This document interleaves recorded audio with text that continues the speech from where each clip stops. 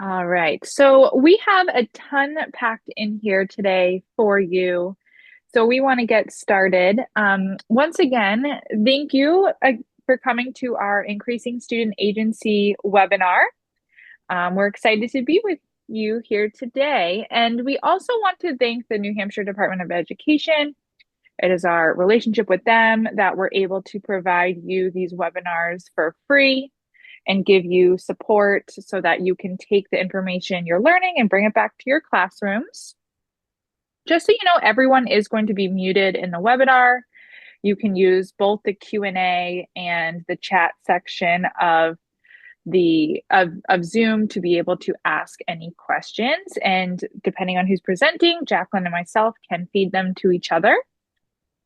Also, we are going to be sending an email. We say tomorrow, but just so you know, it does come, I would say, within the next 48 hours.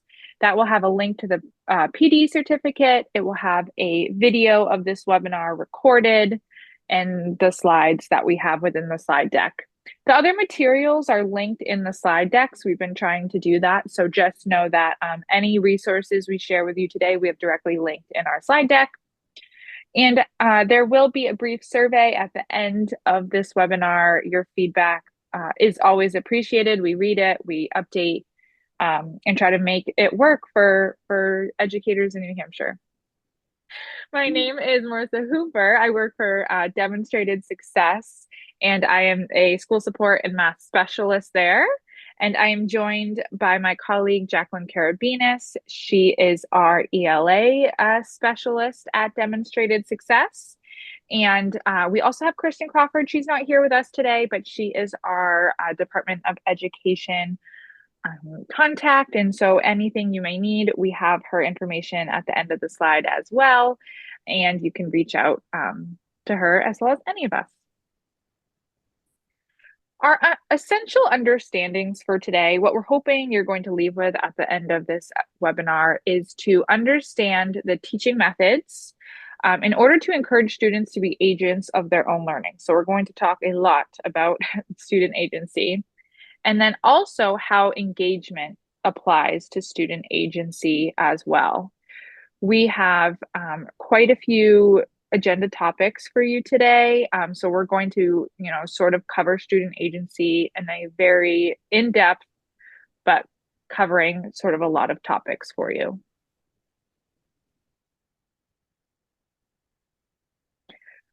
So we're going to start with types of engagement and student agency. We're going to talk a little bit about how we use data to support student agency. We're going to bring in class and environment, how that becomes a third teacher, how we can plan for engagement with our students. So how you can take the information you're learning today and bring it back to your classrooms. And then the importance of the reciprocal relationship. Jacqueline is going to start us off. We are going to shut off our cameras just so you're able to see the whole screen. We have a few videos in here for you. So we will start that. And Jacqueline, you can get started. All right, great. Thank you, Marissa, and glad to see everyone today. So I'll just shut off my video. I realize I didn't change my name, but I will change it there for you so you have it. And we'll jump in. So when we're thinking of engagement, the word that comes up a lot with engagement is the idea of motivation. And a lot of times we really break it down into this black and white, intrinsic, extrinsic, that we are motivated, that we are engaged in whatever we're doing because of internal factors. We enjoy it, we're interested in it, or external factors, like we want to gain a reward, we want to avoid a negative outcome or consequence. And so while these two elements of motivation are absolutely relevant, we can sort of think of engagement in a much broader spectrum as well. So we think of engagement in terms of our cognitive engagement, emotional, and our behavioral. And we'll refer to these throughout when we're providing ideas and ways for you to think about how to impact the engagement on one of these three levels. But I just want to start by giving a quick example. So an example of cognitive engagement would be in a high school biology class, the teacher is going to introduce a challenging concept. And in lieu of beginning with a class-long lecture, the teacher decides to facilitate a discussion where students can actively analyze, ask questions, hypothesize, and students are engaged cognitively with this approach because they're critically thinking about the topic, applying their knowledge, and participating in problem-solving activities as the point of engagement for this new unit. Versus starting with the introductory content with a lecture.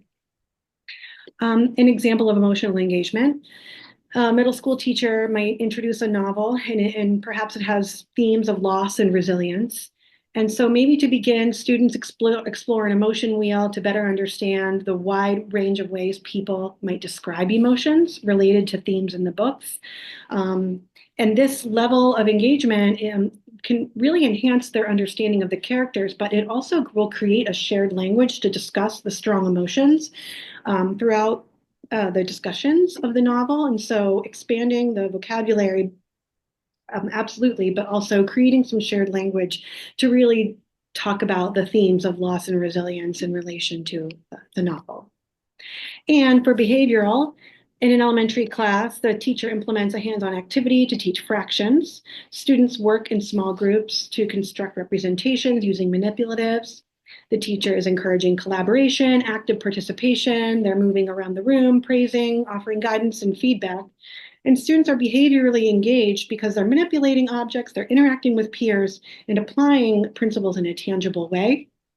And so for many students, this kind of engagement is the best entry point for them, for their learning. So there are a handful of elements of instruction that do impact our engagement, whether it be cognitive, emotional, or behavioral. But we can think through the purpose, the task, the context, and then the extrinsic and intrinsic motivation for that particular task, which we talked about right at the very beginning, the level of choice they might have, the relevance, and the confidence that they have for completing the task or engaging in the activity. So we're going to revisit these elements toward the end of the webinar once we've gathered some examples and ideas of how we might impact engagement for our students, and we'll kind of tie it all together with these elements at the end. So there are a few videos in this slide deck.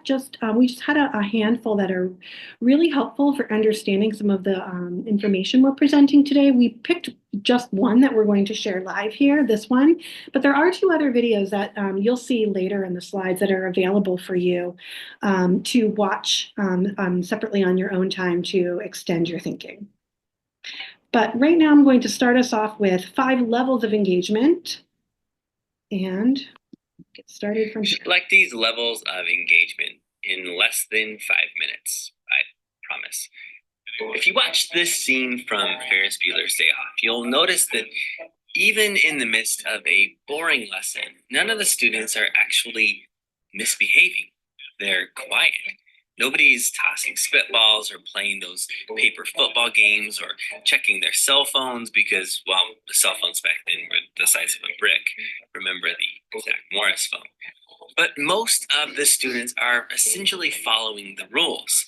They aren't engaged. But what are they? Well, some seem to be retreating. A few seem to be playing the game of school, but nobody is actually committed to the learning. Well, here's where Schlechte's levels of engagement becomes helpful. It provides a useful framework for thinking about what it means for students to be genuinely engaged in their learning. Schlechte defines it this way. Engagement is active. It requires the students to be attentive as well as in attendance. It requires students to be committed to the task and find some inherent value in what he or she is being asked to do. The engaged student not only does the task assigned, but also does the task with enthusiasm and diligence. In 2002, Philip Schlechte developed a framework for thinking about student engagement based on two core ideas of attention and commitment. At the bottom, you have rebellion, which involves diverted attention and no commitment to the task. This is the student who seems to be acting out and causing disruptions, and as a result, they fail to learn from the task. Next, you have retreatism with no attention and no commitment. Unlike the rebellion, this student in retreat is not actively disrupting the learning, but instead seems to be kind of checked out.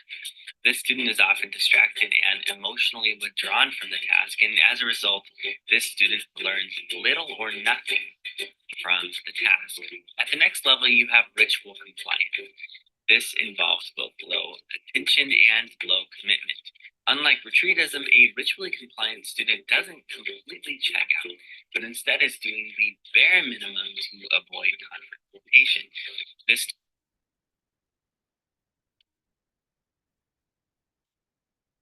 Select these levels Ooh, of engagement. sorry about that, everyone. I'm not sure what happened there. We'll come back to our video.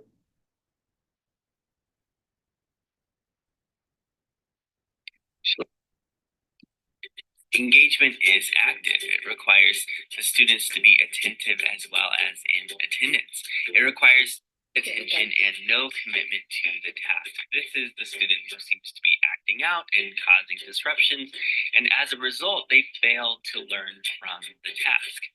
Next, you have retreatism with no attention and no commitment. Unlike the rebellion, this student in retreat is not actively disrupting the learning, but instead seems to be kind of checked out.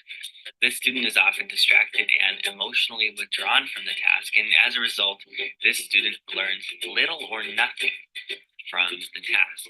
At the next level, you have ritual compliance. This involves both low attention and low commitment. Unlike retreatism, a ritually compliant student doesn't completely check out, but instead is doing the bare minimum to avoid confrontation. This student will learn at a low level, and the task will not be retained over time.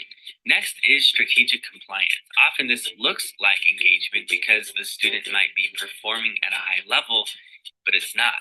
Here, the student has high attention on the task, but low commitment to what he or she is doing. This is the student who is playing the game of school, focused on things like grades, parental approval, rewards, and class rank. But the learning isn't intrinsically rewarding, and as a result, this student will often learn at a high level, but fails to retain the learning over time or transfer it to a new context. And then finally, you have engagement. This requires both high attention and high commitment. Here, a student completely buys in out of a strong sense of intrinsic motivation, and this includes meaning and choice and challenge. This student will continue focusing even when the task gets more complex and challenging, and often they're going to choose to learn even when it is ungraded. This student will learn at a deep level, and a transfer will continue to new contexts. And this is why it's important that we as teachers focus on how to make the subject intrinsically engaging. And this happens when we tap into student curiosity and creativity and purpose. And when this happens, students are more likely to grow into passionate, lifelong learners.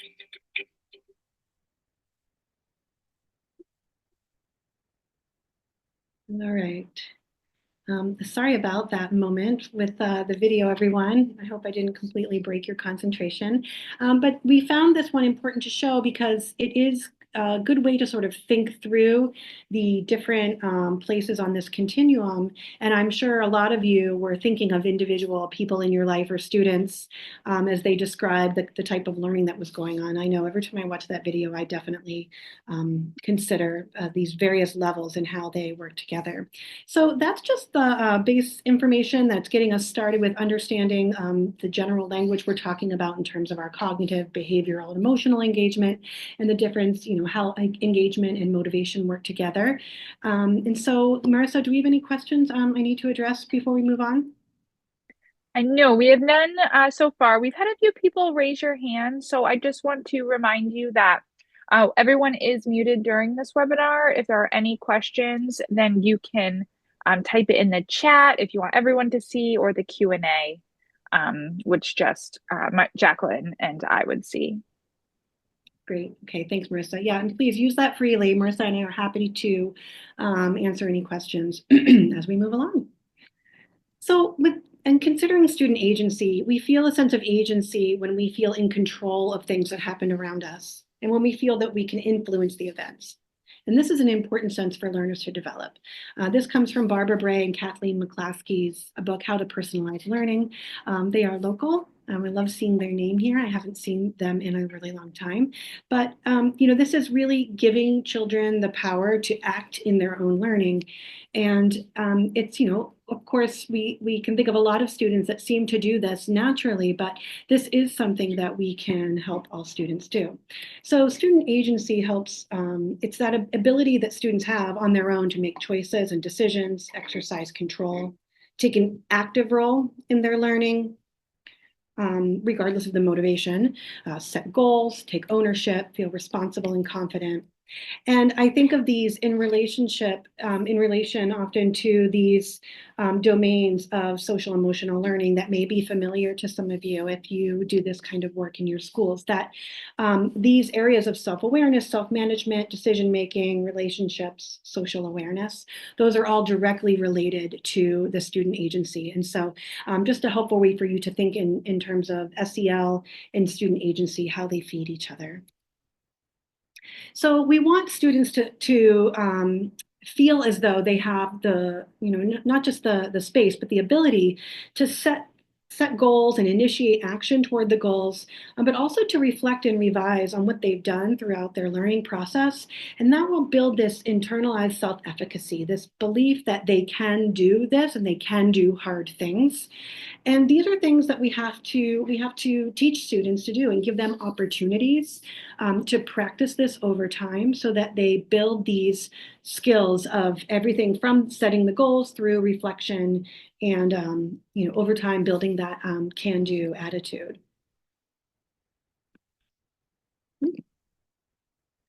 So we can think of engagement as the spark, but agency is the fire that keeps it burning. So sometimes I really like a good metaphor to remember the nuances between words. And this is one that I think really helps the visual of the role that agency plays in engagement.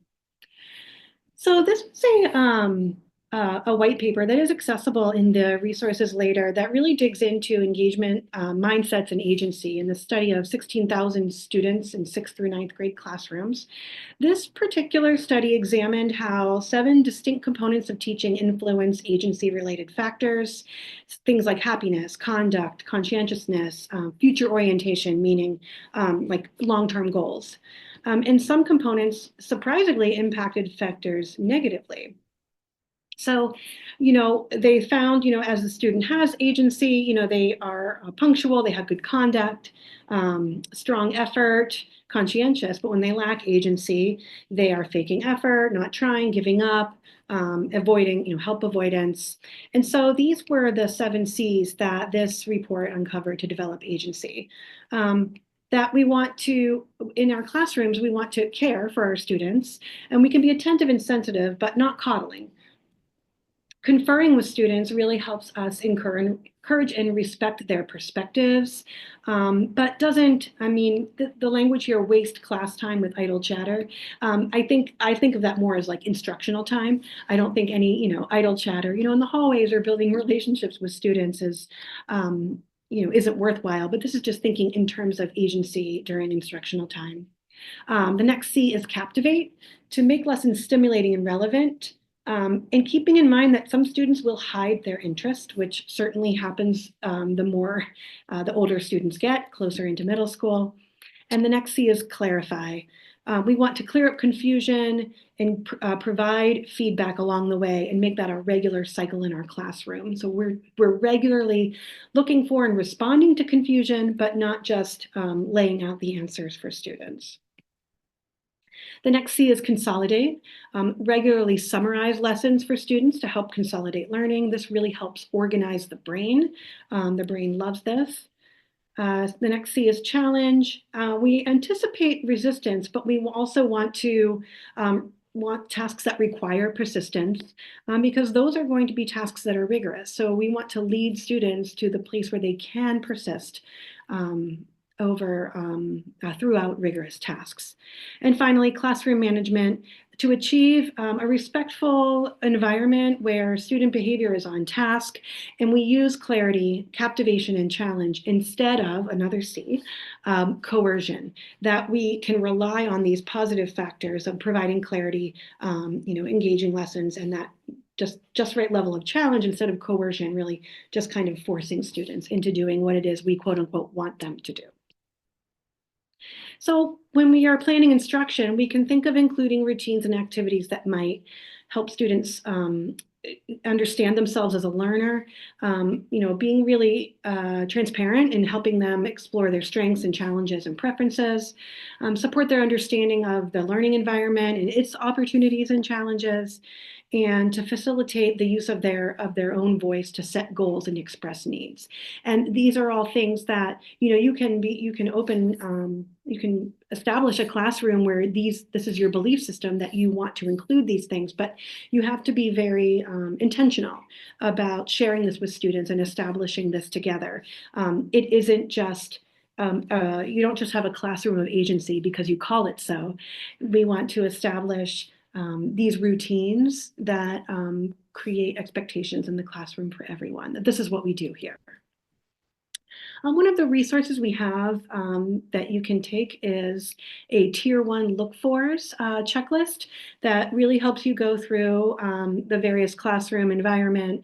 There's other elements on here looking at cognitive and behavioral engagement as well, but just a wide range of things that are applicable to a wide grade ranges too. Not everything on the list is going to be applicable to every subject area and every grade, but it does give you a chance to sort of do an audit of your classrooms and or your instructional spaces to just kind of see what you already have in place that supports agency and what you have that you need to work on.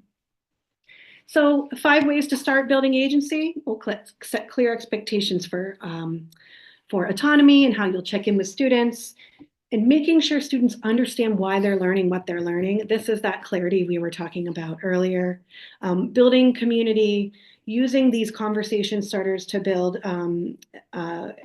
agency within content areas, and using your colleagues to really work together so that you can support each other in this challenging work, because this will be different with every group of students every year. And so you'll always be learning different ways to make this work for your students. We love to refer to John Hattie's meta-analyses. If you are not familiar with it, this is a fun rabbit hole to go down, but John Hattie's visible learning research, essentially, he explored a number of things, but high impact traits that really affect student learning. The report is much larger than this, but some of the things at the very, very top are clarity and student expectations. And when we think about agency, and we think about students having ownership and setting goals and knowing why they're doing what they're doing, knowing the success criteria and where they're headed, that has been found to be really impactful on student learning overall, which is one of the things that he found in this in his meta-analyses. So I just mentioned success criteria. Success criteria essentially allowing students or inviting students to know why it is they're doing what they're doing every day. It really supports ownership, because then as a teacher, when I'm planning instruction, I can be sure that I'm evaluating what I value. I can help students see where they are currently and where they're going.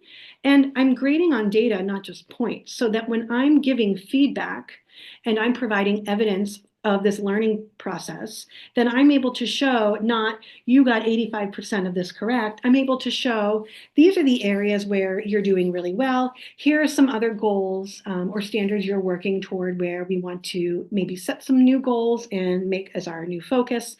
But it's success criteria that will help that clarity be made for both me and my instruction, but also for students.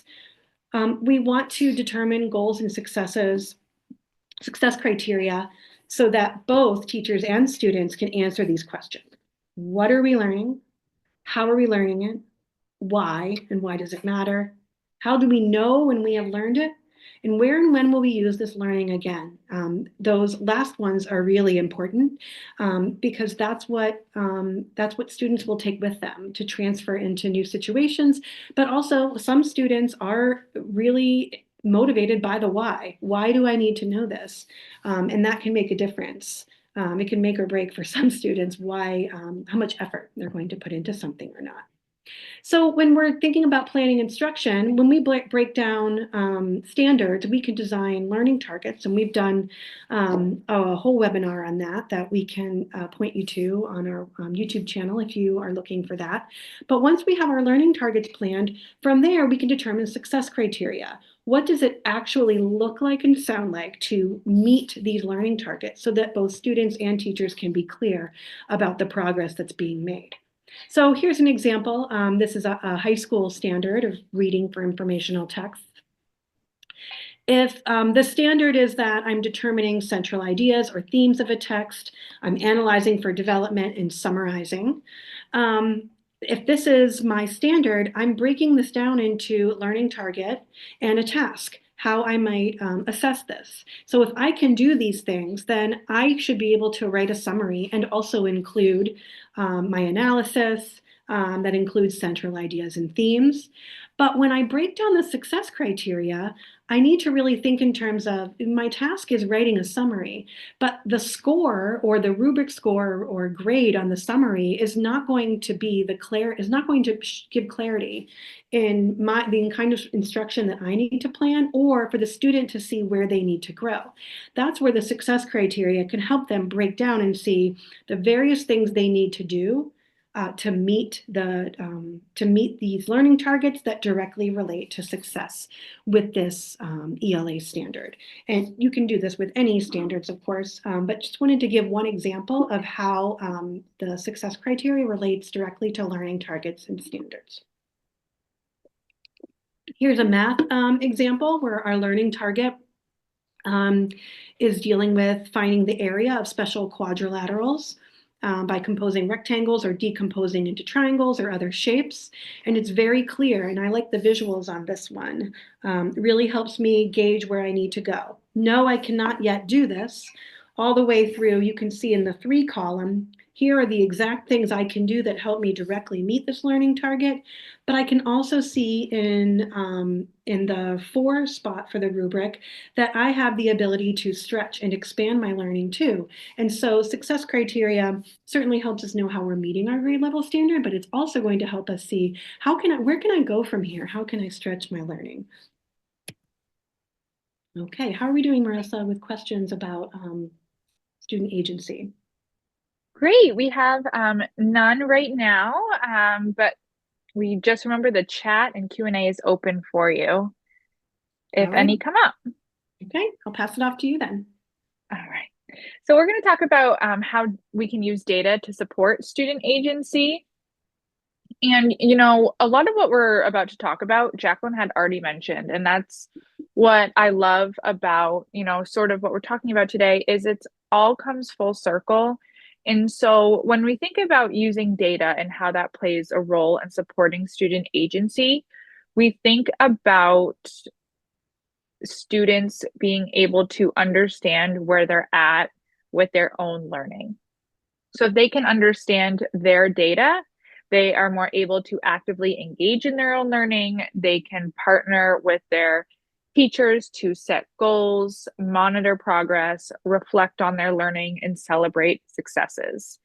And so when we think about, you know, having students understand their data and what that's going to do for their agency is that it is going to help them develop the habits they need and the skills they need in order to take control of their learning in school. And ultimately, what that is doing is preparing them for, you know, beyond school as well. So we want to think about this role of assessment when we think about the data. And so, you know, we want to make sure that we're aligning the learning goals and objectives as Jacqueline had just stated in the success criteria. We need to make sure that our teaching and learning activities align with those learning goals and objectives, and also feedback and assessment. So when we think of assessments, there's a lot of ways we can gather data, and we are just trying to make sure that we're gathering evidence of student learning. Not only is that going to inform our educated related decisions, that's also going to help students based on the feedback we give them. And as Jacqueline had stated earlier, that feedback, is based on the data and not just points. We are giving them feedback where they can see exactly where they are and where they need to go in their learning.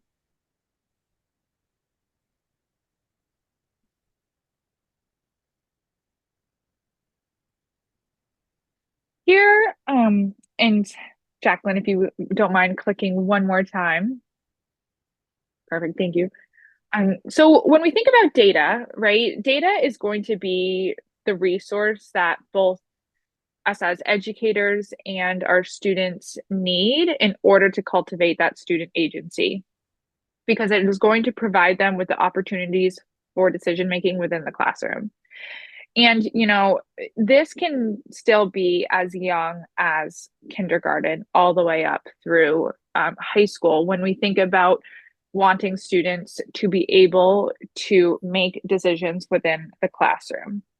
And so when we think of supporting student agency and using data, we want to make sure that we're using our classroom data. And like we said, data is that very sort of, we think, yes, assessments, formative assessments, summative assessments, but data is also the conferencing that we're doing with students, the discussions that they have, their note taking and classwork, all of that we can collect data on, and we can co-create student goals. We bolded that word co-create because it is important that we don't just leave it up to students to create their goals. We need to sit and model with them what it means to create a goal based on their own personal data. And so they can create that academic goal or personal goal. We want to make sure that we're conferencing with students about where they are so that they can track progress. And we can do that through continual feedback.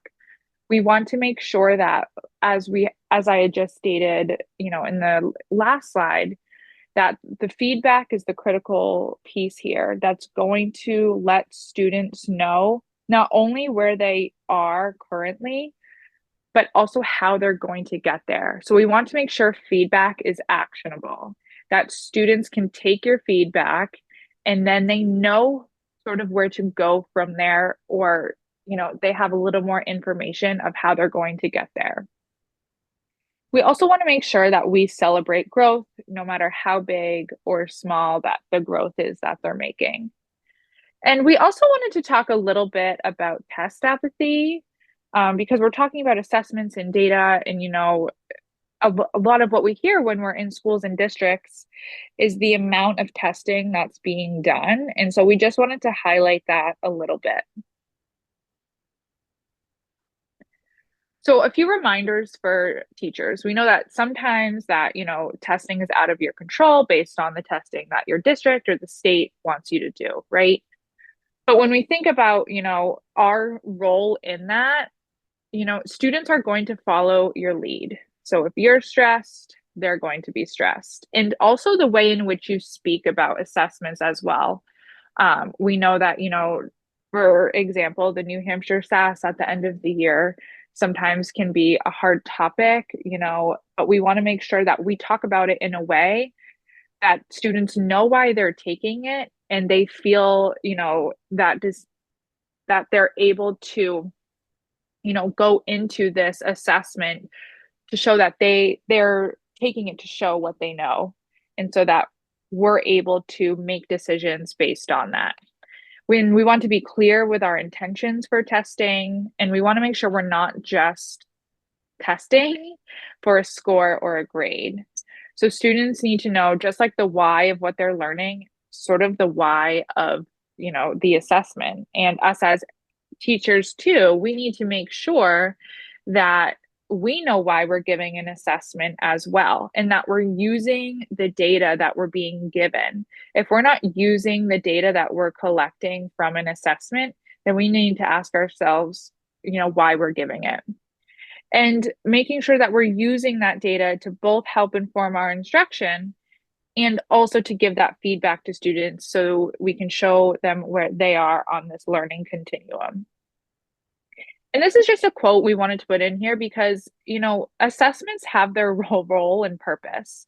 And it's not that we should not assess, right? We should assess students, but we need to make sure that we are assessing them and we've designed the assessments with format, timing, and content in mind, and also that clear purpose to improve student learning. And if we can do that, then assessments are going to be a very valuable tool for both us and our students to build that agency.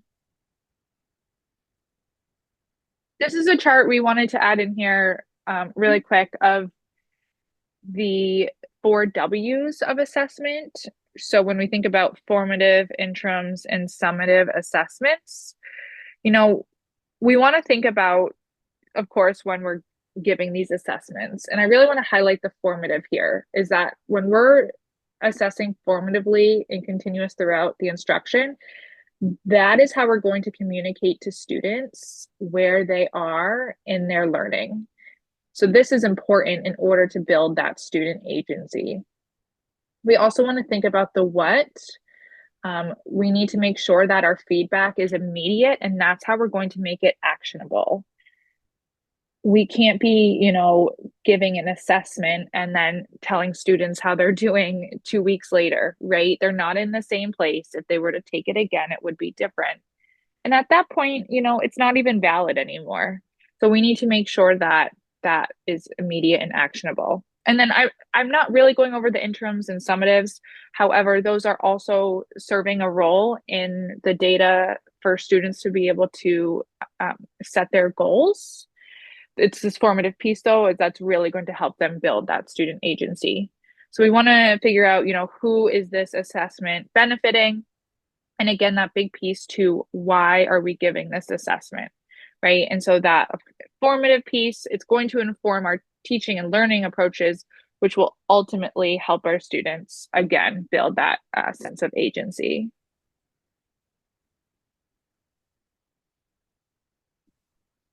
And this is just one video. We don't have to watch it, but it's a great video to watch, and you will have it when you have a link to this slide deck so you can watch it later.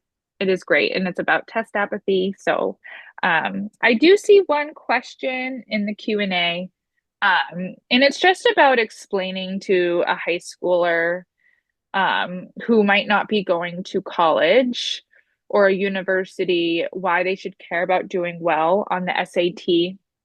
And we get this question. We get this question a lot, especially because, we know the SAT is taken through the College Board website. However, the SAT is the accountability assessment for the state of New Hampshire. I know, in high school, it can get a little trickier, like the whys of what we're doing, especially because our classes that we're taking, sort of bring us in the direction of what we want to do post high school. And so I think it's important for grade 11 students to know why they're taking that assessment.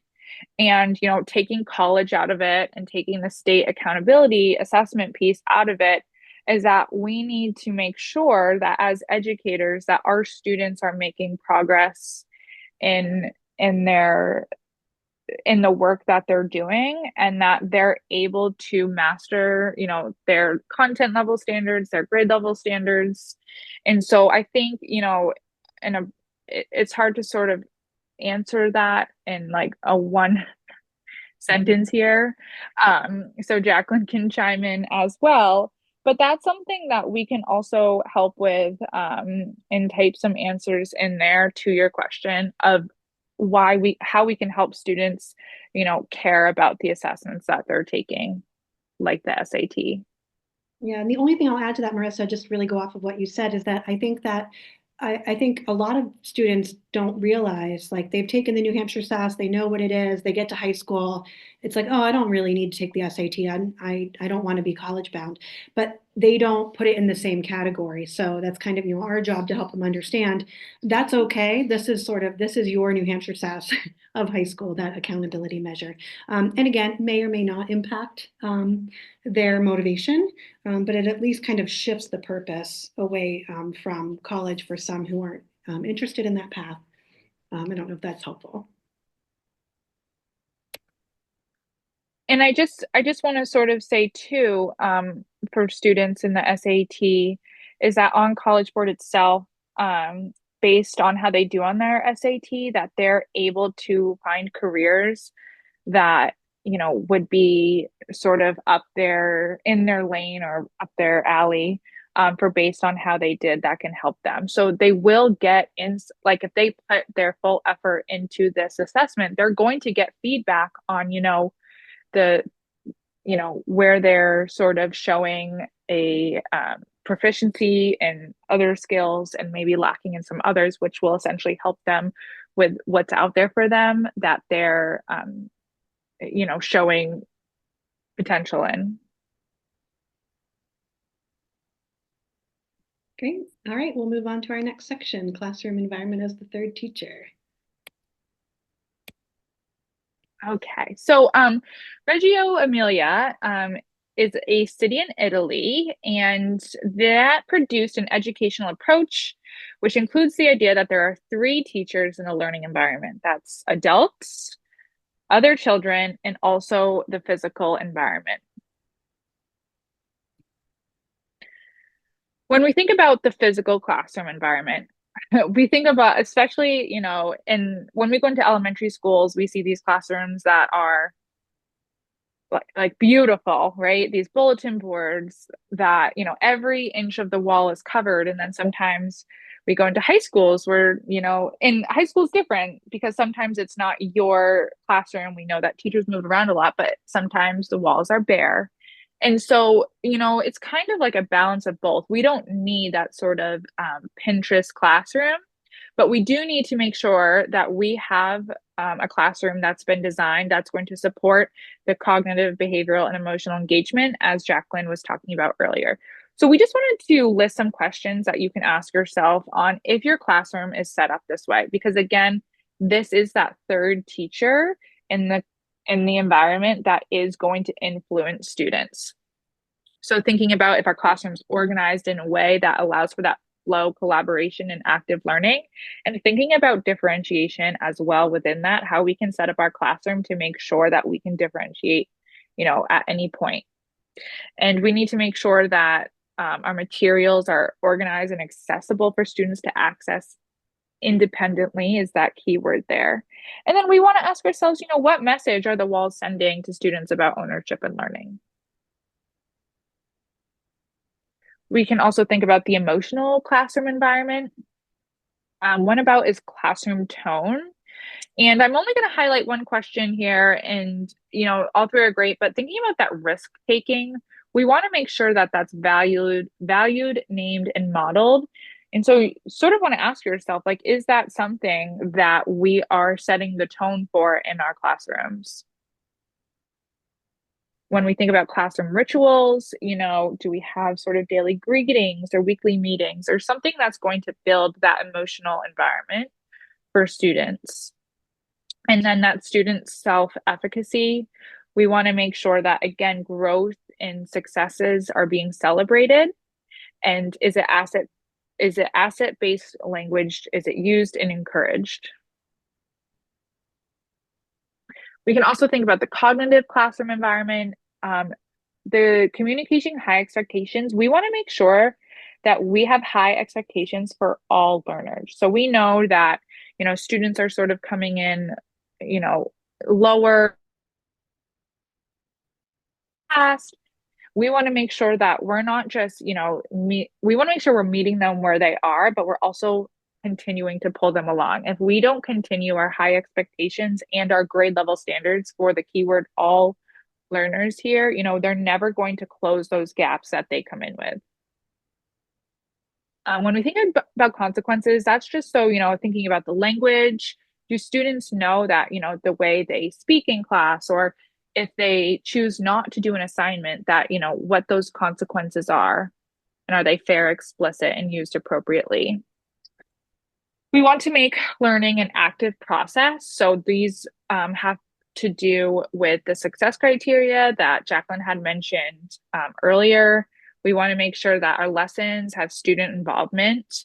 Um, you know, Jacqueline also had talked about John Hattie, and direct instruction is a benefit, but also, and it shows that in in his graphic that we had earlier, but we want to make sure that our lessons, that there's a time and place.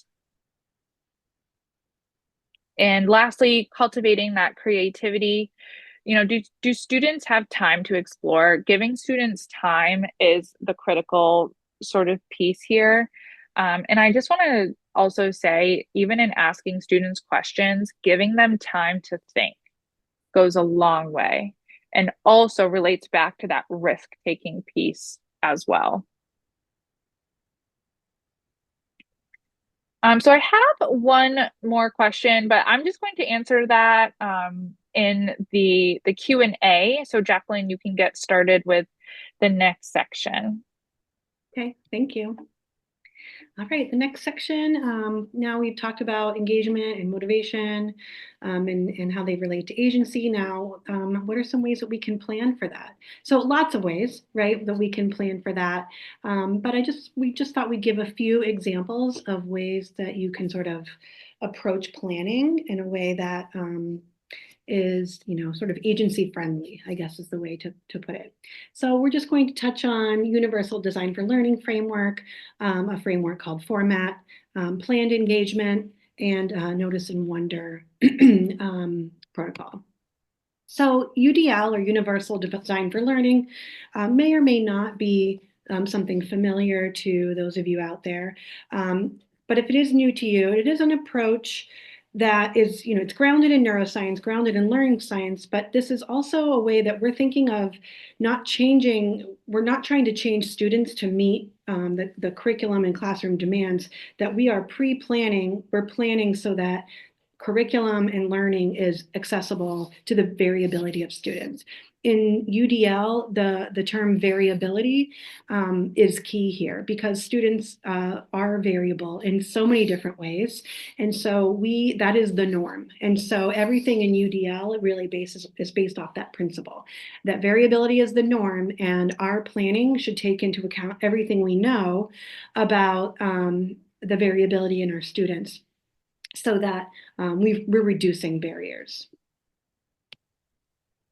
Universal Design for Learning helps us think through the why, the what, and the how of learning. Very similar to some of the things we've already talked about. So we can have different ways of engaging students, multiple means of engagement. They use the phrase multiple means in describing things for UDL, multiple means of representation, and multiple means of action and expression. And it's not that we're doing multiple means of all of these every single time for every lesson in every unit every day, but these are various pieces that we're keeping in mind for our planning, so that students get a range of ways to be invited into learning, various entry points, ways to practice, and ways to share and express what they have learned. One of the resources we'll share are the Universal Design for Learning guidelines, and it breaks down ways that you can think through each of these elements. This particular one leads to a website that's interactive. This is a rabbit hole that you can go down for sure. This particular website's interactive because it helps you go into each of these elements and sort of think about a focus that you might have for your own classroom and provide some examples. So for an example of that, if I realize that, I do a pretty good job in my classroom of recruiting interest or sustaining interest. I've done a lot of, tried a lot of things to help build agency in my classroom, but maybe I want to expand the way that I allow students to pick ways that they express and share their learning. And so on this particular site, as I click into these, it's going to give me options that are going to maybe sort of spark ideas for my own classroom. And so, we could do days and days and full weeks and whole years on learning UDL, but we just wanted to make sure that you had access to this resource to understand its relationship to agency and how this might support your planning. Format is something that's not very common, but I lovingly refer to it as the only thing I learned in college, which is not true. But I always really enjoyed this format for planning units because it helped me move through the why, what, how, and if, but also helped me move through different ways that I'm affecting cognitive, behavioral, and emotional engagement. And this is another sort of framework for planning a unit that's worth exploring because it does lead you through a process that helps you take into account so many of the things that we've talked about already. And you can take that into account in not just your unit plans, but your lesson plans as well. Thinking about your curriculum, some very simple ways that you can plan for curricular engagement is to find a place where there can be choice. Now, I think sometimes we throw around the word choice a lot, and it seems so simple, but we want to be intentional about where choice is given so that we can help teach students how to make choices. Because oftentimes I'll hear teachers say, oh, they can't do that. They won't be able to make those choices. That could potentially be true. That just means we need to teach them how to make choices. And so we want to allow choice in content when the target skills can be applied broadly. So, if we're teaching students how to write a summary, and it is a challenge for some students, it does not have to be on the topic we chose. If it's a content topic that a student really cares about and has connection to, it is going to really lift their motivation, impact their engagement to interact with this content to deal with target skills that might be challenging, such as writing a summary. And then, of course, the choice can land in the means of engagement, representation, and expression as defined in UDL. And I like to call informed choice as a time where I might provide a range of options for students based on what I know about them or what I know that they need. And therefore, it's informed by what I know that they need, but they also have choice within that. Opening class or using inquiry, and it's, in even short spurts of 5-minute inquiries. Inquiry sometimes feels like it has to be a long project. It doesn't. But some ways that you can invite students to learn through inquiry is using a piece of artwork or, do an image read. We're going to look at that next. Short-term and spontaneous inquiry is sometimes a really great way to sort of lift the energy level in the class. Maybe mid-unit, just kind of like taking a little, not a break necessarily, but sort of taking a moment to dig deeply into something, maybe a question was really sparked in the classroom and taking a moment to explore that, or a student had a question that everyone seemed really excited about. An example of this was when we had the earthquake a few weeks ago. I know my daughter, after that earthquake, the next class she went into, the kids had so many questions about it. And, is it worth staying on schedule with your planned content? Just to sort of shut down everybody's questions on the earthquake, in this case, no. And so the teacher did just kind of take a little detour because the kids were engaged, they were ready, they had a lot of questions. So it's just an example of a spontaneous inquiry. Arts integration is another way you can plan for curricular engagement. Arts integration, the key word here is integration. It's not just about, doing, creating a piece of art or, putting on a play or involving music. And this is for all ages. It's thinking about how we can use that as an entry point, a launch point. It could be a way kids can make meaning or a way to show understanding. So if we think about including our arts integration options through universal design for learning principles, we can use it as the point of engagement, representation, or expression. We have those options. And then I mentioned this earlier, as much as your standards allow, create space for student choice in content. making the most of pop culture is it's a talent that I always wish that I had in the classroom. I've worked with some teachers over the years that are so knowledgeable about pop culture or appropriate pop culture that they can bring into their classrooms and find a way to do it that really increases the level of engagement in the classroom while still meeting all of the standards and goals that they have. It's a really great way to go. And then, of course, that why for your why students, linking anything that, is a must do, have to do to present day or real life situations really helps, the kids who need that why, it helps raise that engagement level for them. One of my favorite things to do is use image reading, and it's such a great way to do. You may have seen these before. It's, a notice and wonder protocol. Sometimes it's called like a see, think, wonder. And these are great for all ages of all areas of study. I've done these with all ages from kindergarten through adult learning. And, it can be an image related to your learning. It can be used to launch a unit.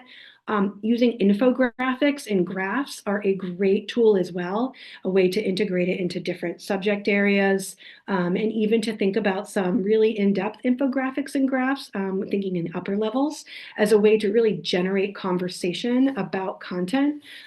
It's a very engaging way to get kids talking about using the language that they've been learning, using the content they've been learning, or an entry point where you can assess, what kids are entering, what kinds of knowledge kids are entering a new topic with. So many places to find great images.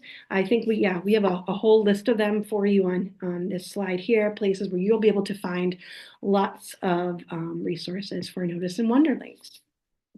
So just taking a moment to think, we just have, our last section is pretty quick. So we mentioned these elements at the beginning, purpose, task, context, motivation, level of choice, relevance, and confidence. And so I'm going to encourage you all to come back to this slide after you've let some of this learning from the webinar just kind of marinate in your brain a little bit, because this will be a good chance for you to, or with your team, is to just kind of think through this as an exercise. So thinking through really impacting engagement, what are some things you could do if these were your tasks to shift engagement based on your knowledge of standards, unit goals, and students? So, for example, if I knew that we had to do a specific whole class novel in my class, and that was not a choice, based on what I know for the standards I need to incorporate, unit goals I have, and the students I have, where can I include any choice, and where can I shift the entry point, even though the novel itself isn't a choice? If a task is to read, discuss, and respond in the journal, where can the choice be? Where can I alter the entry point so that students may have an option? And so, depending on the grade level you teach and the content level you teach, these particular examples may or may not be relevant to you. But I just wanted to provide this sort of exercise for you to just have an idea of ways that you can think through shifting the entry points to something that that is static in your classroom. Not static, I guess, set in stone for any particular task that you might be doing. All right, how are we doing, Marissa? We are doing great. All right. All right, and so this last section is short. It really just ties it all together, and it brings you as the teacher and the chief learner in the classroom into the mix. So this reciprocal relationship between student engagement and teacher engagement is bigger than we get a chance to really explore in the classroom. And so here we have John Hattie again saying that the greatest effects on learning occur when teachers become learners of their own teaching and when students become their own teachers. And this only happens when the classroom functions in such a way, and teachers and students begin to see themselves in this way and build the confidence and self-efficacy in order to be a teacher of each other, but also, the learners in the classroom. So lots of ways to sort of think about that. You've probably all had times where you're really engaged in a unit and therefore your students are really engaged.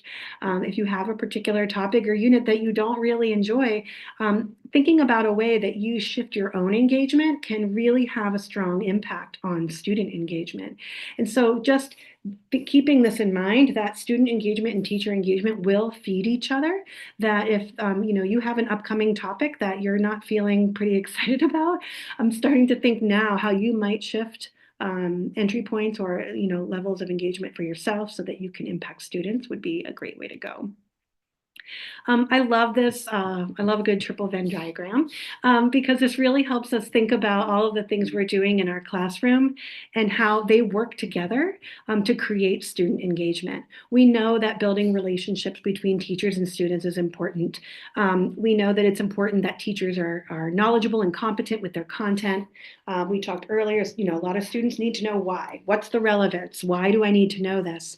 And all of these things put together will, when we put together the content we're teaching ourselves into the mix, and then students really will create that student engagement.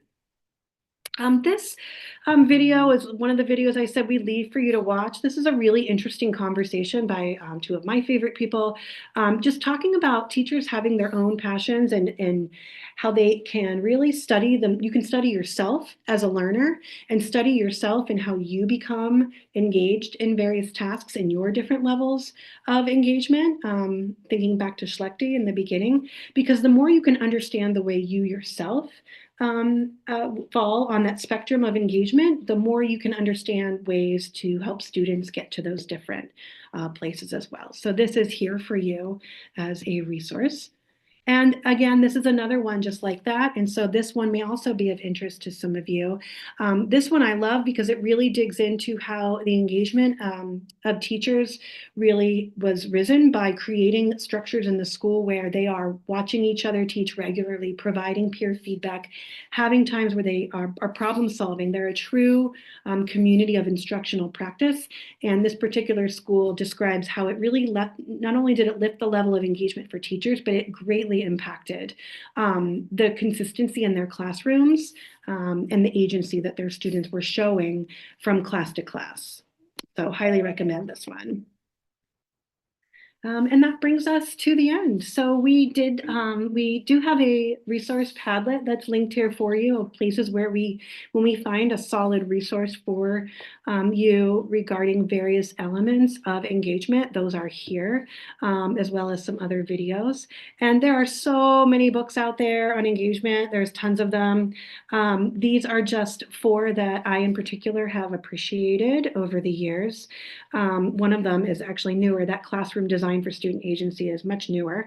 But the other 3 are other ones that have really impacted my own work in terms of student engagement and agency as well. So we wanted to share those resources with you. All right, how are we doing, Marissa? We are good. We don't have any questions. Our information is at the end of this slide deck. So if you do have questions, please send it to us. These are our emails here. And then in the previous slide, Jacqueline is just showing 2 opportunities we have coming up, a workshop on unpacking standards, and it's a free workshop and a webinar on how to administer the New Hampshire SAS assessments coming up in late March. And then you will also, again, be getting that survey. So we would love your feedback. As we just said, how beneficial feedback is for students, for us as well, as we're always looking to improve and make updates. We thank you so much for coming today. And again, please reach out if you have any questions that you were not able to ask today, or if they come up after you sort of, digest all this information. And you know what, Marissa, if you don't mind, I'm actually I know we'll email this. I'm just going to plop the link to this, to the slide deck in the chat now. So if there are any of those linked resources that people wanted, they at least have immediate access to that. But we will send this out, as Marissa said, with the certificate and recording in 48 hours. Perfect. All right. Thank you, everyone. We hope you have a snow day, or maybe not. I don't know, whatever you want tomorrow. Have a great day.